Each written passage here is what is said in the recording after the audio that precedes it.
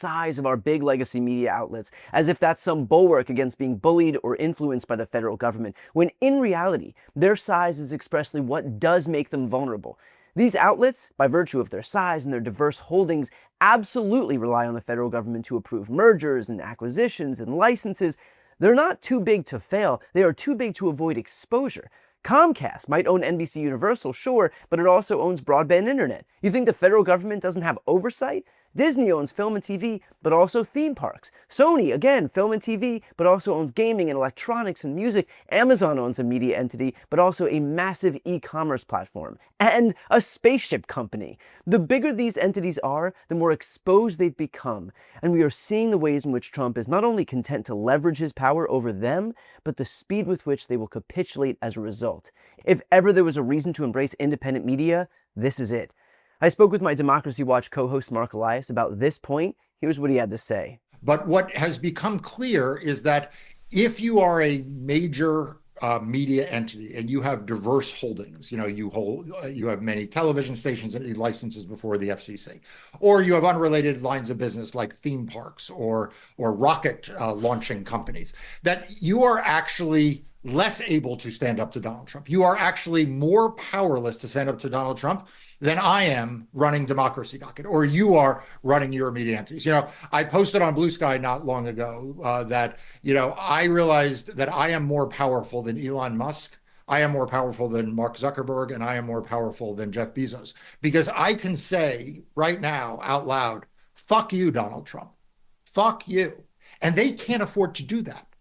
They can't afford to stand up to Donald Trump because he'll influence their government contracts. They can't afford to stand up to Donald Trump because they'll influence his ability to get relicensing their broadcast stations. So in many respects, the Democracy Dockets of the world, the Brian Tyler Cohns of the world, actually are much, much more powerful in the current media environment and much more able to stand up to and deliver accurate information and analysis, much more able to not bow down, not to obey, than any of these powerful companies. To that point, the reality is that outlets like mine are not serving two masters. I don't have to compromise my coverage for fear of the government punishing some other arm of my holdings. I have been 100% independent since the first day I started making videos.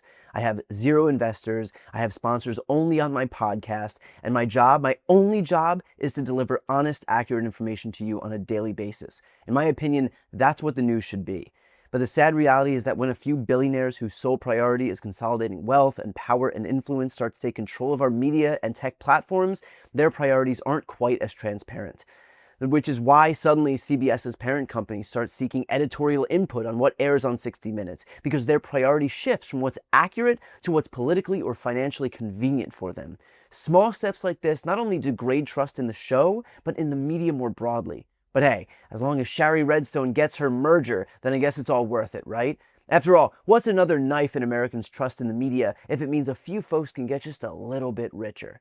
So good on Bill Owens for publicly resigning to shine a spotlight on what was happening. If you are looking for divergent strategies, Bill Owens sacrificed his own career to protect one small corner of the media, all the while Redstone and Paramount sacrificed the media to protect one small corner of their fortune. One is a testament to integrity, while the other is a testament to greed. And had Owens not resigned, had Owens not shared his story publicly, had we not seen this clip at the tail end of the CBS show 60 Minutes, we would likely not have known any of this. The least that I can do, the least that we all can do, is to honor the sacrifice he made by elevating what he did into the national consciousness, and to shine a spotlight on what continues to this day at the hands of a few greedy people who continue to capitulate to Trump to help themselves while sacrificing the broader media space. In the meantime, if you'd like to support independent media that isn't controlled by some major corporate conglomerate, independent media that won't compromise its values for fear of retribution, independent media that will continue to criticize where criticism is due, then please consider subscribing to me on my platforms: YouTube, Facebook, TikTok, Instagram, wherever you get your news. And one more point. I'm obviously hyper aware that my longevity on these platforms depends solely on the platform owner's willingness to protect my free speech rights. That is a tenuous bet these days. Elon Musk, for example, killed my reach on Twitter, which was expected and yet still happened. I of course hope that Google and Meta and TikTok don't do the same, but I would also hope they wouldn't offer up millions of dollars to Trump and show up at his inauguration sitting right behind him, and yet here we are. So to that end, if you would like to ensure that I can always reach you where I'm not reliant on some major media platform, my newsletter is a great way to ensure that I have direct access to you should that ever be necessary. You can go to plus.briantylercohen.com. Again, plus.briantylercohen.com to sign up for my newsletter. I'll put the link right here on this screen and also in the post description of this video. It's free, as is all of my content, but there is a paid option if you'd like to support my work. I would highly recommend that you sign up if you haven't yet, as we continue to wade deeper and deeper into this era of media uncertainty. Our First Amendment rights are very clearly under attack. Some people and entities and outlets are perfectly content to sacrifice those rights to protect their bottom line. Others, myself included, are staying in this fight no matter how dangerous it gets, because frankly, there's too much at stake not to. Before you go, if you enjoyed this content and you want to see more and support independent media, please subscribe to this channel. The subscribe button will be right here on the screen. But second, the reality is that we are now in a political environment where this administration can lean on any of the social media platforms to suppress certain voices if they don't like critical coverage.